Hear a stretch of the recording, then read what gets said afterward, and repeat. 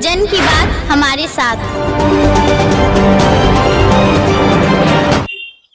कहते हैं कि जीने की उम्मीद में वह क्या क्या ना किया होगा।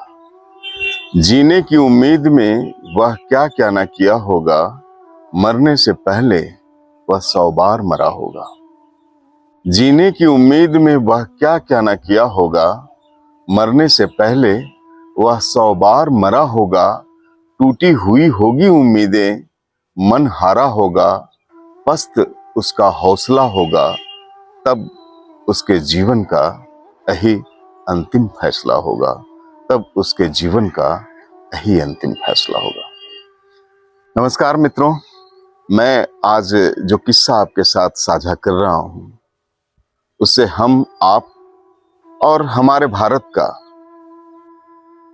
तकरीबन फैमिली, तकरीबन परिवार प्रभावित हो रहा है। ये ऑनलाइन नहीं आया, दुखों का पहाड़ भी लेकर के आया।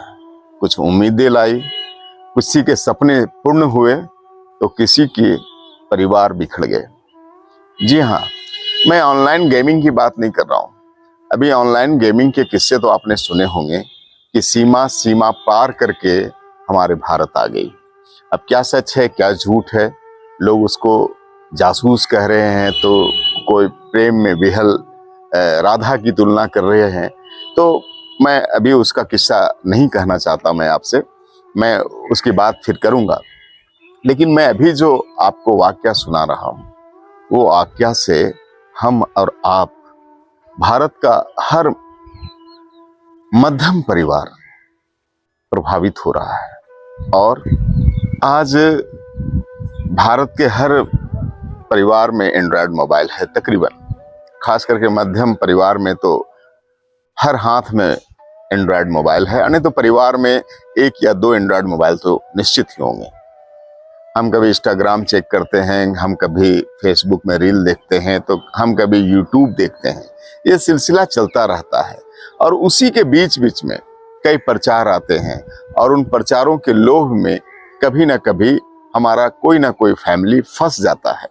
और फिर उस मकड़ जाल में फंसने के बाद न सिर्फ उस एक व्यक्ति का जीवन बर्बाद होता है, बल्कि कई परिवार उजड़ जाते हैं और उजड़ जा रहे हैं। कई उदाहरण है। हम आपको बता रहे हैं ऑनलाइन लोन के ऐप के बारे में। अभी आप जब इंस्टाग्राम, फेसबुक वगैरह चलाते होंगे तो आपको बहुत सारा प्रचार दिखता होगा। पॉकेट मनी कर लो दुनिया मुट्ठी में, 10 मिनट में लोन पाएं, 10 मिनट में जितना चाहे कर्ज पाएं, ऑनलाइन प्रोसेसिंग, कोई हिडन चार्ज नहीं, कोई हिडन फीस नहीं। इस तरह के प्रचार आप बहुत सारे कंपनियों को देख रहे होंगे, देखते होंगे। और चाहे वो एम पॉकेट की बात करें हम, चाहे मनी व्यू की बात करें, चाहे हम लेजी पे की बात करें, चाहे हम जस्ट मनी का बात करें, चाहे हम हाई क्रेडिट की बात करें, इस तरह के बहुत सारे जो ऐप हैं उसका प्रचार हम सोशल मीडिया में देखते हैं। और जो परिवार थोड़ी आर्थिक तंगी से गुजर रहा होता है, जिसे लग रहा होता है कि कहीं से कुछ पैसे आ जाते तो हम ये काम कर लेते, कहीं से कुछ पैसे आ जाते तो हमने जो कर्ज ले रखा है फलना से, हम उसको दे पाते, ऐसे लोग ऐसी ऐपों के जाल में फंस जाते हैं, ऑनलाइन लोन के जाल में फंस जाते हैं। उसे लगता है कि इस पैसे से हम जो चाहते हैं वो काम कर लेंगे और फिर हम ये लोन चुकता कर देंगे। लेकिन ऐसा अमूमन होता नहीं है। और जब लोन चुकता नहीं हो पाता है और उधर से तरह तरह की प्रताड़ना लोन ऐप वालों के द्वारा झेलना पड़ता है, तरह तरह के चेतावनी झेलने पड़ते हैं, तरह तरह के क्या कहते हैं उसको, थ्रेटनिंग जब झेलने पड़ते हैं, तो परिवार जब उसको सह नहीं पाता है तो बिखर जाता है। और ऐसे कई किस्से आपने सुना होगा, ऐसी कई आपने सच्ची घटनाएं सुना होगा, जिसमें कोई इंजीनियर का छात्र फांसी लगा के मर गया, तो कोई पूरा परिवार ही जहर खा के मर गया। अभी हाल में ही बीते दिनों, कल परसों भी मध्य प्रदेश के भोपाल का एक हंसता खेलता परिवार, जिसमें 2 पति पत्नी हैं, 2 उसके बच्चे हैं, पूरा हंसता खेलता परिवार एक साथ सामूहिक रूप से आत्महत्या कर लेता है इसी लोन ऐप के चक्कर में।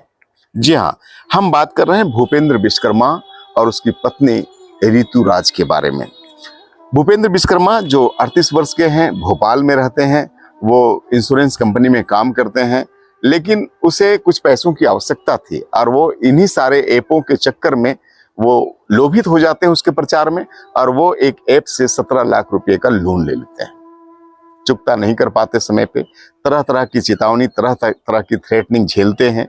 लोन वाले तरह तरह की उन पर प्रताड़ना करते हैं, उनको धमकियां मिलती है, और फिर अंततः थक हार करके ये फैमिली ये डिसीजन लेता है कि हमें अब जीवन को समाप्त कर लेना है, क्योंकि हम इस लोन को चुकता नहीं कर पा रहे हैं और हम इतना प्रेशर झेल नहीं पाएंगे।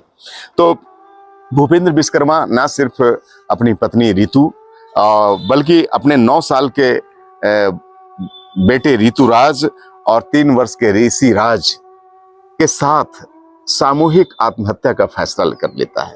वो सोचता है कि हम अपने बच्चों को किसी के भरोसे क्यों छोड़ करके जाएं, पता नहीं हमारे बच्चे फिर हमारे जाने के बाद इस दुनिया में कितना दुख झेलेगा। और सेल्फी लेता है सब एक साथ, सुसाइड नोट लिखता है कि मैं क्यों मर रहा हूं, हम पूरी फैमिली सामूहिक रूप से क्यों आत्महत्या कर रहे हैं, और सॉरी बोलता है कि हमें माफ करना।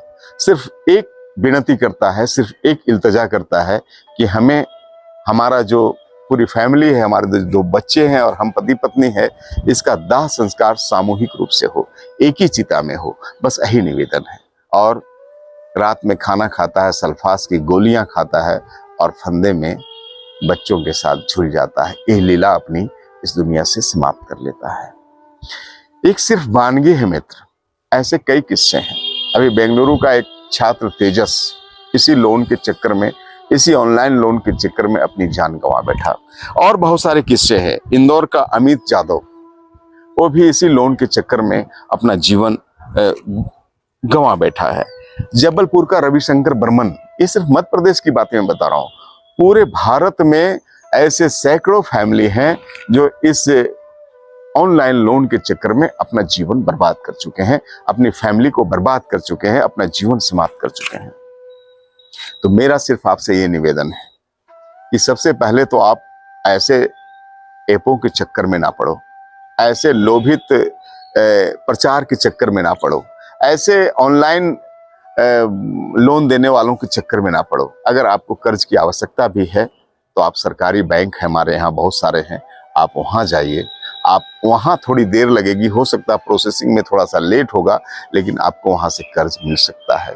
तो आप सबसे पहले तो कर्ज ना लें, क्योंकि कर्ज छोटा हो या बड़ा वो कर्ज होता है। और अगर बहुत ज़रूरी है, क्योंकि दुनियादारी चलाने के लिए बहुत सारी चीज़ें हमें करनी पड़ती है, तो आप सरकारी बैंकों से कर्ज लें। अगर सरकारी बैंक से भी कर्ज ना मिलता हो तो को अपने रिश्तेदार से मांग लें, को अपने जान पहचान वाले से मांग लें। थोड़े कम पैसे लें, जितना से काम चल सकता है उतना ही कर्ज लें। और अगर बहुत मजबूरी हो गई आपकी, आपने कर्ज ले ही रखा है और आपकी परिस्थिति ऐसी आ गई कि आप कर्ज चुकता नहीं कर पा रहे हैं, तो बहुत सारे कानून हैं, बहुत सारे हमारे देश में नियम हैं, बहुत सारे सरकार की मुआवजे हैं, बहुत सारी सहायता है, बहुत सारी मदद है। और सरकार क्या, समाज भी मदद करता है, नाते रिश्तेदार भी मदद करते हैं, मित्र भी मदद करते हैं। ये अंतिम निर्णय लेने का हकदार आप नहीं है कि आप न सिर्फ अपनी जीवन लीला को समाप्त कर लें, बल्कि अपने पूरी फैमिली का जीवन समाप्त कर लें। ये अधिकार आपको नहीं देता है। उस भूपेंद्र विश्वकर्मा को ये क्या अधिकार है कि जो नवजात अभी आया है, जो बच्चे अभी दुनिया को देखा नहीं है, आप उसके जीवन को कैसे समाप्त कर सकते हैं? आपको क्या राइट बनता है? बच्चे तो ईश्वर के देन है ना, वो बच्चों के भविष्य पे ही तो हमारे देश और इस दुनिया की उम्मीद टिकी हुई है।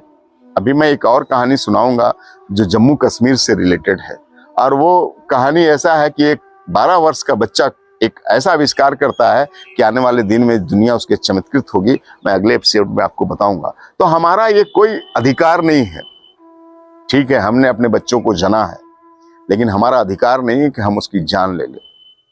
हमारा ये अधिकार नहीं है कि जिस ईश्वर ने हमें इस संसार में भेजा है, बगैर इजाजत की मैं वहां से चला जाऊं, मैं अपना जान ले लूं, ये हमारा अधिकार नहीं। इसलिए मैं आपसे निवेदन करता हूं पुनः कि कर्ज के फेरे में तो पड़े नहीं, बहुत जरूरत है तभी आप कर्ज लें, और कर्ज जब भी लें तो सरकारी बैंकों से ले, भले प्रोसेस में जितनी देरी हो। कर्ज जब ले तो किसी जान पहचान वाले से मांग लें, किसी मित्र मंडली से मांग लें, किसी रिश्तेदार से मांग लें। और इतना सब करने के बाद भी अगर कर्ज के फेरे में आप पड़ ही गए हैं, पहले तो जरूरत भर ही कर्ज ले आप, जितनी जरूरत है आपको, और उस कर्ज के पैसे से कुछ उद्योग करें, कुछ काम करें जिससे और आय का स्रोत बढ़े, तभी आप कर्ज लें।